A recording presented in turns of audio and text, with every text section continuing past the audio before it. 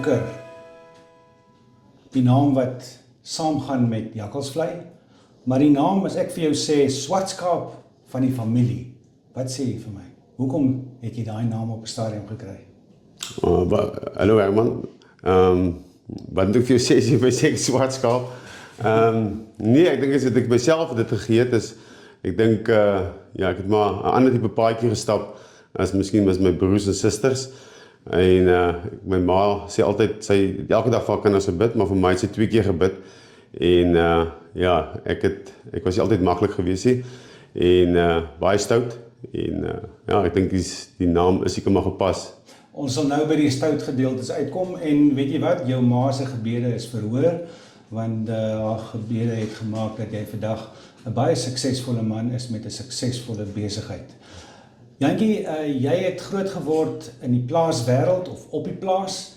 Jou familie, jou oupa kom uit die plaaswêreld uit. Dit is nie vir jou 'n nuwe ding om met wyn te boer nie. Vertel ons 'n bietjie van daai jong dae van jou, waar jy presies groot geword het en hoe die dinge ontwikkel tot by hoërskool. Ja, man, oorspronklik kom ons nog alle jare van Hubbersdale, dis so 'n klein dorpie in die Suid-Kaap, so 50 km noord van Mosselbaai in die binneland.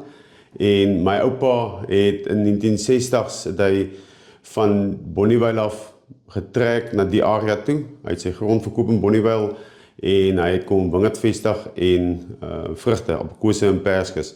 En dis hoe my familie in die Hubbersdale area aangekom het, en my pa het dit natuurlik weer verder gevat, maar hy het meer gemengde boerdery op dit gefokus, so skape en of wolmerino of vleismerino en melk en saai, en dan ook nog voort te gaan met wingerd, maar wingerd was nooit my pa se groot fokuspunt, alhoewel ons dit op die plaas gehad het. Dit was sy fokus meer op die melk en ja, die skape.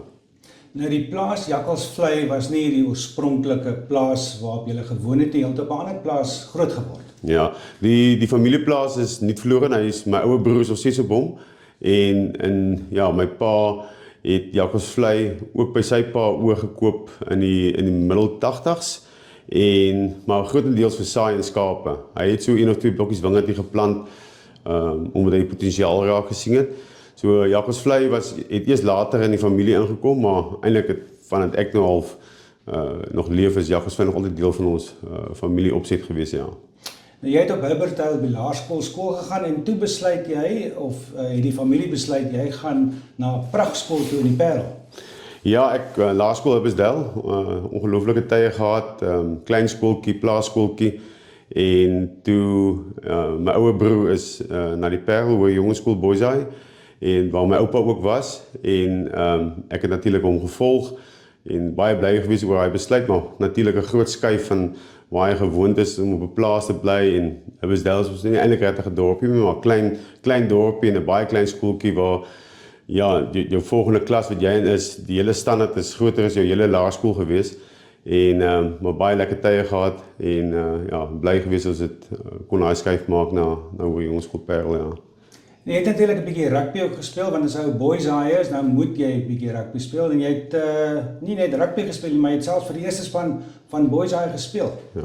Ja, maar ek het 'n bietjie meer gefokus op my studies. Nee, nee, ek het ja, eerste span gespeel in my matriekjaar, senter gespeel, en ons het 'n ongelooflike goeie jaar gehad. Ek dink, want ek is nie 100% seker nie, maar ek dink ons het daai jaar net teen Boland Landbou verloor, en ons is 4de gewees op ons ja, op hy skool lys van skole vir die jaar, ja. Ja, fantasties. Boysay doen natuurlik altyd goed, is altyd 'n span wat 'n ou voor moet uitkyk as jy teen hom speel. Ja. Nou jy het toe jy op skool was by Boysay, natuurlik in die koshuis, neem ek aan, het jy ooit moeilikheid gekry daar in die koshuis? Ja, nee, ek het genoeg moeilikheid gekry.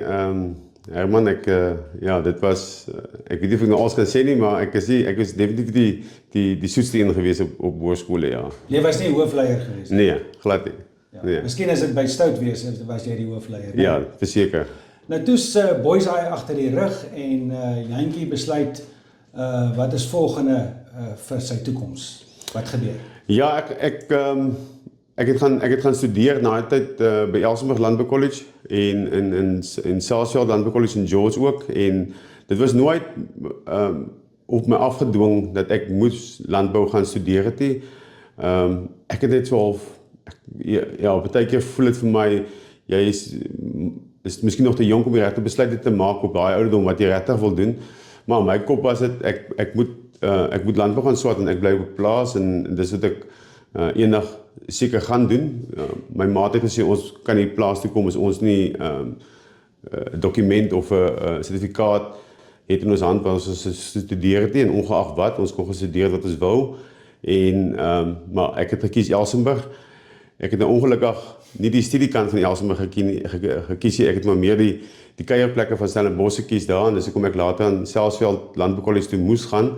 Want ek dink, as ek nou gaan terugdink, het ek al my vakke wat ek al gehad het, het ek gedop, so, en ek is toe na Selsveld Landboukollege toe die jare na, wat natuurlik ons nog glad nie regtig gefokus is op wingerd nie, hulle is meer, as ek nou moet sê, meer gefokus op melk gewees, maar weet toe ek op Selsveld gekom het, ek besef, maar dit is waaraan ek wil ingaan, ek wil graag met wingerd boer, ek wil graag my eie produk maak en wyn botteleer en wyn maak, en so het ek na my studies my jaar prakties gaan doen in Rosewil, wat deel maak van my studies, waar ek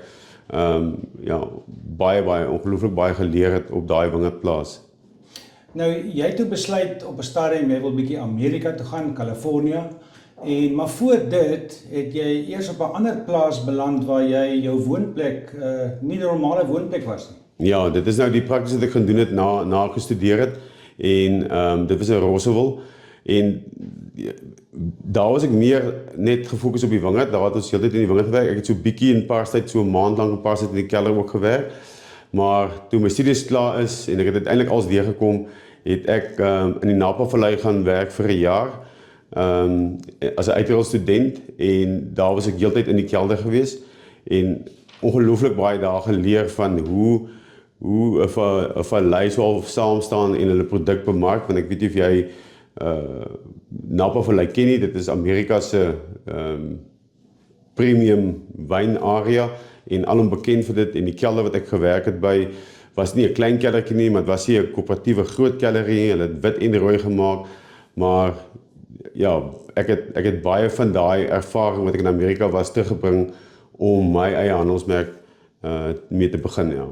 So, in Amerika het jy wonderlike ervaring opgedoen en jy kom terug, jy's afgestudeer, jy's lus vir boer, maar jy het al van jongs af 'n gedagte in jou kop en jy het vir jou pa voor die tyd, het jy vir hom 'n boodskap gelaat voordat jy Amerika toe is. Ja, ek het nog gesê, as ek gaan na Amerika toe, en as ek terugkom, wil ek baie graag my eie handelsmerk vestig, alhoewel as met wingerd gewerk het, was daar nooit 'n produk nie, dit was altyd in bulk verkoop. Die gemengde boerdery natuurlik was wel die fokuspunt, die melk en die saai en die skape, en ja, ek is Amerika toe en ek het teruggekom en ek moes so half nog steeds deel wees van die boerdery of die familieboerdery, maar ek wou baie graag fokus net op die wingerd en net op die wyn, en nooit miskien die verantwoordelikheid besef daai tyd hoe moeilik dit eintlik is en wat 'n uitdaging dit eintlik is in die wynindustrie om 'n gevestigde handelsmerk van die rak af te haal elke keer wanneer die verkope gewys het. En natuurlik die uitdaging oor waar ons gelees, as jy in die Kaap dink jy in Tafelberg en Stellenbosch en in die Waterfront, as jy in die Tuinhof dink jy Plettenberg Baai en Nysna. Die laaste ding wat jy aan dink is om 'n wingerdplaas te besoek, net aan die kant Petro SA, om jy 40 km indraai binneland toe. Die klein dorpie Hebbesdale, en 'n handelsmerk jy nooit van jou lewe gehoor het nie. So dit was die groot uitdaging was om natuurlik vir my pa te probeer oorreed dat dit is wat ek wil doen. Ek wil eintlik maar niks met die res van die familiebesigheid te doen hê nie, en ek wil iets vat wat nie regtig gefokus is op ons plaasie, wat eintlik baie klein is, en eintlik maar net daar was as gevolg van my pa se liefde daarvan, en nie regtig gefokus was nie. So dit was nie gevestig nie. Daar was wel 'n bietjie wingerd en 'n klein keldertjie, maar dit was dit. En ja, en die ander uitdaging was, as jy nou die wyn geboteleer en dat mense dit koop, en ja, jy stap nie net by 'n plek in en hy sê, ja, kom, stuur my 10 kiste en ons verkoop dit vir jou nie. Dit was, bitter min mense wou die wyn lys, en bitter min mense het geweet van Jacobsvlei en Hebbesdale. So daai twee ek moes iets gaan doen om die wyn na buite bekend te kry en ek het na feeste toe gegaan en ek het alhoewel ek self nie baie van feeste hou nie, is dit die enigste plek waar ek so half die bottel kon oopmaak en die ou laat proe en dan verkope kon weet aan die gang kry. En ja, hier was 'n klein arbeidshuisie op Jacobsvlei wat ek uitgeverf het en toonbank ingesit het en my studente yskassie wat ek kaas en vye en olywe vir die mense bedien het saam met wyn. Ek sê altyd, die ou moes amper al verdwaal of het vir begrafnisse besdeel toe gekom, want hoe kom anders as hy na toe gekom het. Maar so het die mense ook bietjie meer en meer begin praat en ja, meer mense het nie oor na gebeur nie, maar meer mense het bewus geraak van Jacobsvlei, het sy dit by die fees of hy op 'n manier uitgekom het. En maar die uitdaging was definitief daar om hy skuif te maak weg van die familie besigheid af en iets half op my eie te probeer. En daai iets op my eie was ook 'n uitdaging op sy eie, want dit is ongehoord dat wingerd in die area groei, dit is ongehoord dat die wynplaas is en ja, mense ry nie regtig uit nie. Dis nie bekend dat mense dit as 'n toerismebestemming gebruik. So dit was van dag 1 af was dit heeltyd onder druk om eintlik maar jou droom en jou visie wat jy het, wat jy in 'n bottel sit om dit daar buite verkoop te kry. Dis 'n eysterverhaal, Jantjie, verseker, en dis hoekom ons vandag hier sit, want ek sit voor my met Jantjie Jonker, die eyster van hierdie plaas. Nou die plaas het van die begin af nie noodwendig 'n wingerdplaas gewees nie, dit was gemengde boerdery, maar jy het besluit en vir jou pa gesê jy wil hierdie plaas vestig as 'n plaas waar wingerd mee geboer word. Ja, die Abbotsdale area, of die area wat ons in boer, is 'n verskillike goeie area. Water is miskien nie volop nie, maar vir enige boerdery tak is dit is vrugbare grond. Ons kry reg deur die jaar reënval en ja, dit is warm, goed vir die wingerd. En ja, dit was maar ek het groot geraak met 'n bietjie wingerd, so dit was iets wat al reeds daarom al geaard het hierso. En my ouer broer het die familieplaas oorgevat in die melkry en ek het vir my pa gesê, maar ek wil nie met 'n blok wingerd en 'n landloosering en melkbeeste en agritourisme en 'n melkstal en 'n wynkelder gaan nie lekker saamwerk nie. En ek het gelukkig die voorreg gehad om en die geleentheid gehad om op iets op Jacobsvlei wat toe nog nie heeltemal ontwikkel is of in 'n glad nie ontwikkel was nie, het ek die geleentheid gehad om die arbeidshuisie oop te kon maak. En van 2007 af het ek begin, want ek het 2007 permanent op die plaas gekom, het ek die eerste lente tydperk wat ek was op die plaas, my eerste wingerd geplant en die cultivars wat ek wou gehad het en ek kon 12 die plaas uitbrei op my eie manier, alhoewel die uitdaging moes nou maar was as jy nie 'n gevestigde handelsmerk is, jy tog 'n gevestigde plaas, jy voel jy's 'n tree terug, maar die voordeel daarvan ek kon hom uitbou soos ek wil. En gelukkig wingerd aard baie goed in hierdie area ook, ja. Daar was natuurlik verskeie uitdagings gewees, behalwe die bewerk van die grond en so aan, maar soos die Engelsman sê, cashflow is natuurlik altyd 'n issue. En jy het in daai humble beginnings het jy tawwe tye gehad, né? Nee? Ja, my pa het so half vir my die grond as 'n geleentheid te gee om iets mee te begin, maar nooit gesê hierso is kontant ook om die besigheid in die gang te kry nie. Ek het natuurlik die bulkwyn check daarom gekry, maar as jy gaan vat wat dit eintlik daai tyd hoe min dit eintlik was, want wingerd was nie ons fokuspunt en wat jy daarmee moes alles betaal, jou normale uitgawes soos jou krag en jou arbeid en jou diesel en jou spuitstowwe en goed, was dit net genoeg om daai rekeninge te kon betaal. En nou ewe skielik wil jy 'n handelsmerk stig, jy moet botteleer, niemand koop die wyn nie. So ek kan nog onthou die dag toe ek na Riversdal na die bank toe gegaan het en my eenmansaak rekening oopgemaak het en hulle het dit vir my oordraf van 'n mooi ding van R25,000 te gee of R50,000 en ek het sommer dieselfde dag al my loone geld getrek en ek was maar al vandag een af van die minus gewees.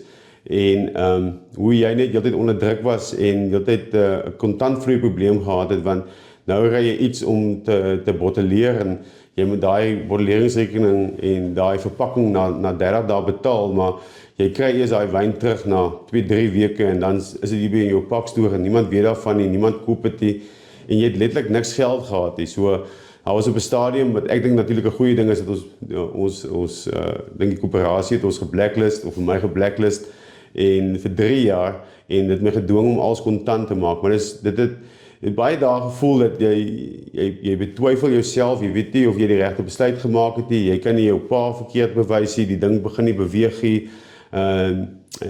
Die wyn verkoop verskriklik moeilik en as jy berak staan iewers is die kompetisie so sterk en ja, maar stelselmatig jou daar uit geforseer. Ek weet nie of dit net die wil is en die passie was nie. Ek dink daar's 'n bietjie onnooselijkheid ook daarin om te aanhou met dit, maar ja, dit was definitief nie maklik in die begin nie, maar as dit maklik was in enige ding sou almal dit gedoen het.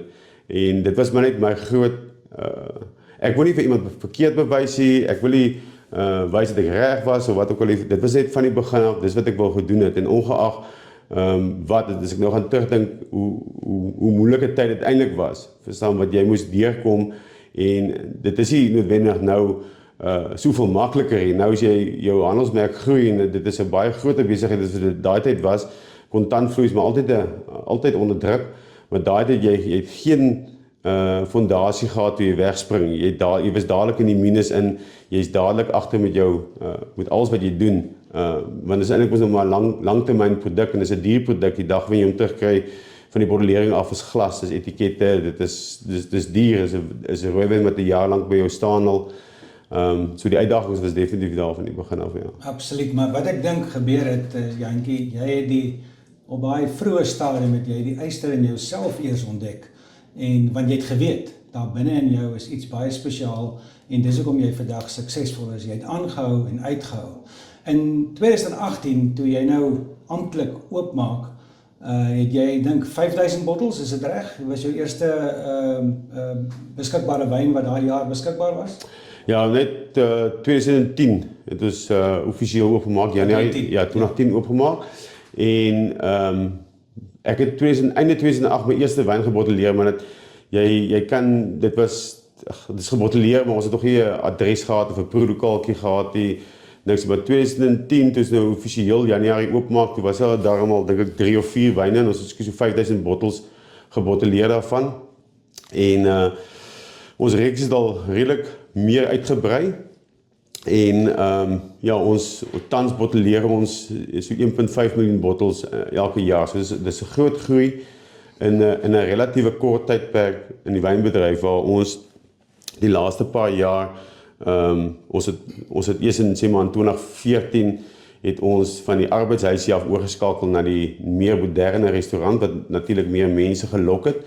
En in 2019 het ons eers die nuwe kelder gebou en ons het hom vergroot in 2021 en jy kan sê met die regte vennootskap met herverspreiders en agente reg oor die land en die regte hoe kan ek sê afsprake en kennisse om by die supermarkte en kettingwinkels in te gekom het, dit gemaak dat ons vir al hierdie laaste 3-4 jaar ontsettend aggressief gegroei het. En baie keer hoor jy dat jy nie altyd op die supermarkte of die kettingwinkels se rakke wil wees, jy wil graag eksklusief bly, maar Suid-Afrikaanse kultuur is nog steeds as jy gaan na die winkels toe, jy gaan koop jou kos daar, as jou wyn nie daar is, dit is waar die meeste van die wyne verkoop word in Suid-Afrika, gaan hulle 'n ander wyn vat van die rak af. So as jy relevant wil wees, moet jy sorg dat jou wyne op daai rakke kan kom, dat jy tog in aanmerking kan kom wanneer het sy die man of die vrou wat nou die kos koop vanaand of vandag die wyn van die rak ook kan afhaal en dit ook hopelik daarom Jakkalsvlei gaan wees. So dit is wel die stappe soos Jakkalsvlei ook gegroei het, so saam met die handelsmerk van 5000 bottels af. En dit baie stadig gegroei in die begin, want ons nie van jaar 1 af verspring van 5000 na 200.000 bottels sit nie. In die begin was dit baie stadig, omdat jy geen plekke gehad het wat jy byna herverkoop het nie. Dit was maar grotendeels mense wat, ek sê altyd, per ongeluk op die plaas gekom het, maar ja, dit het so stelselmatig in die begin het gegroei, en dit van 2022 af het die regte listings by die winkels regtig begin, die volume begin groei, ja. Soos hulle sê, wind onder die vlerke gekry, en dis verseker so. Die naam van die plaas Jakkalsvlei, is daar enige betekenis aan hom, met daar geskiedenis aan hom?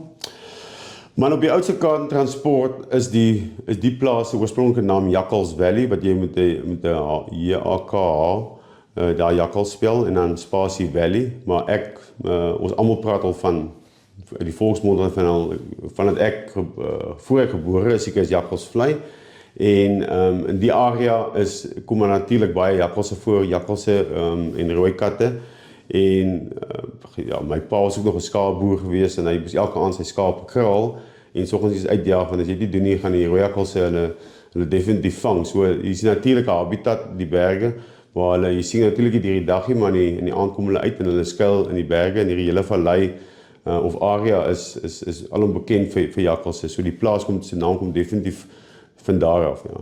Van die jakkalse in die omgewing. Ja. As jy moet vrye tyd hê, wat ek betwyfel of jy wel het, wat ek sien hoe besig hierdie omgewing is en hoe besig die plaas is, wat doen jy as jy sou vrye tyd het? Het jy enige stokperdjies? Ja, ek wil sê ek jaggie, ek vang die visie en ek speel ook die golfie. So ek het nie een van daai 3 stokperdjies nie. En dit is seker dit is my stokperdjie wat ek doen. Dit is my passie, dit is my liefde. Ek doen baie meer keer sê mense vir my maar jy het daarom 'n nageslag op pad. Sê ek maar jy moet onthou ek doen dit heel eers vir myself. Ek doen dit môre is een van my kinders stel belang in dit wat ek doen nie. So natuurlik wil jy vir jou kinders 'n toekoms skep, maar tans is dis wat ek my hele lewe lank wou gedoen het. Jy kan amper sê soos 'n tipe van 'n stokperdjie met baie stres by, maar yes, dit is vir my lekker om die ding te begin het en nog steeds te kan deel wees daarvan en sien hoe groei en hoe brei ons uit.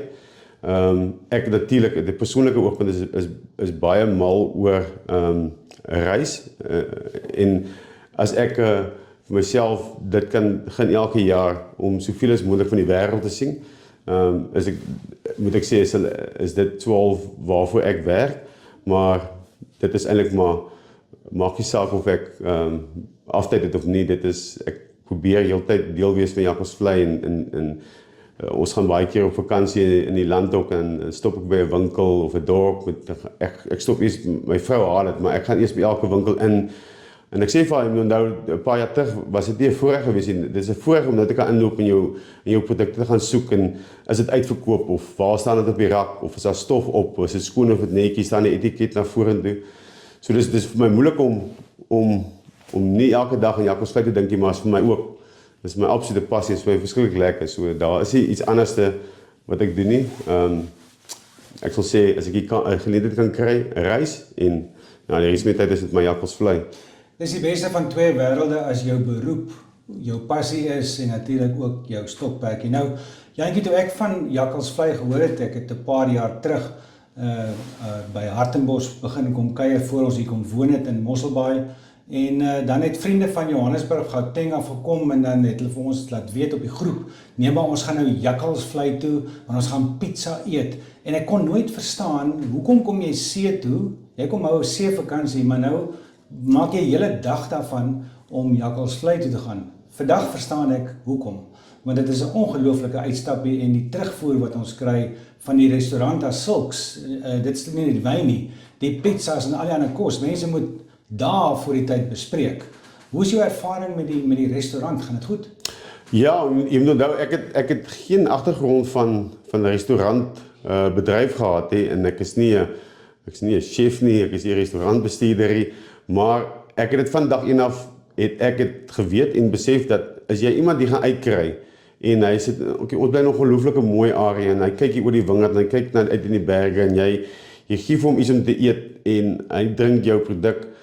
Ek bedoel daar is nie 'n beter manier. Ek was gedwing om dit te doen want soos ek vir jou sê, ek gaan nie net na enige winkel toe en net kry 'n bestelling nie. Ek was gedwing om dit te doen, maar as jy 'n beter blootstelling aan jou produk as 'n ou hierso sit op die stoep en hy vergeet van sy probleme of gejaagde lewe of hy's op vakansie en hy sit hier, alhoewel hy ver uitgery het, is 'n pragtige omgewing, is 'n rustige gevoel wat hy kry en ek dink daai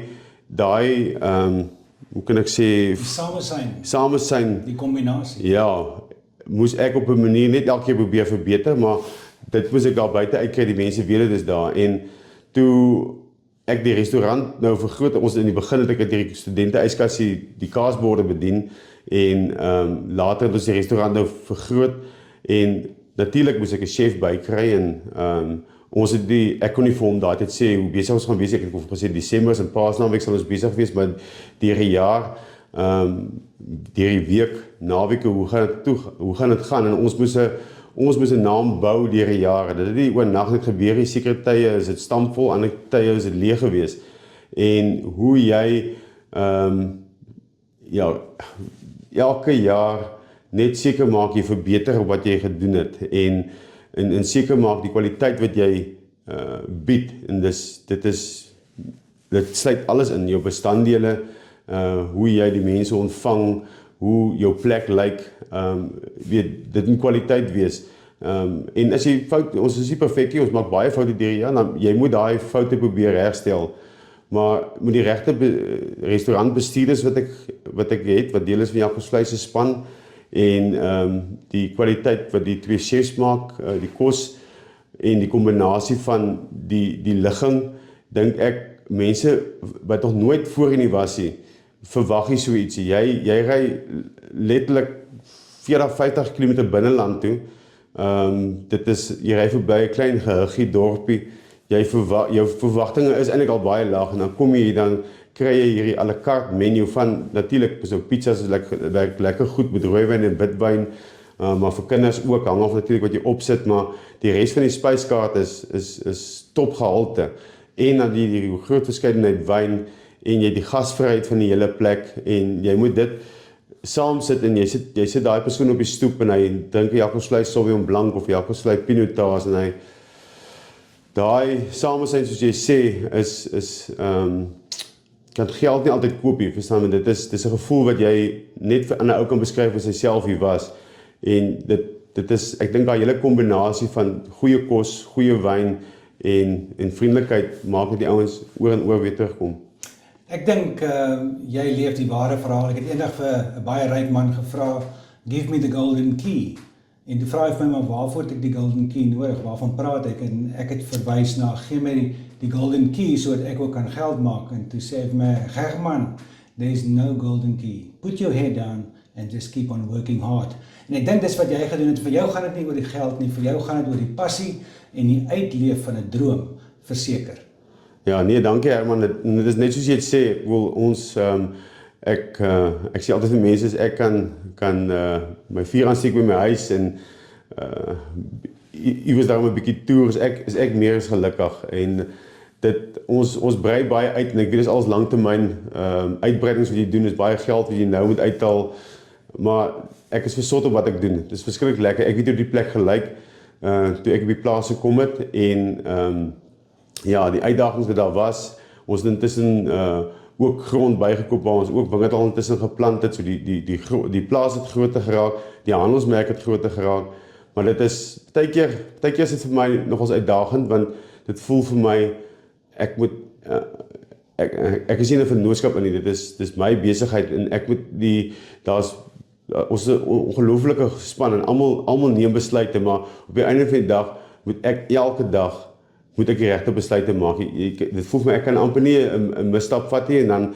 is dit tot jou nadeel, maar die druk is definitief op my, maar dit is die uitbou van hierdie besigheid is ver. Ek wil dit glad nie is met geld vergelyk nie, want jy het geld natuurlik mos nodig om dit te kan doen en jy het 'n besigheid wat geld moet maak of genereer om dit te kan uitbrei elke jaar.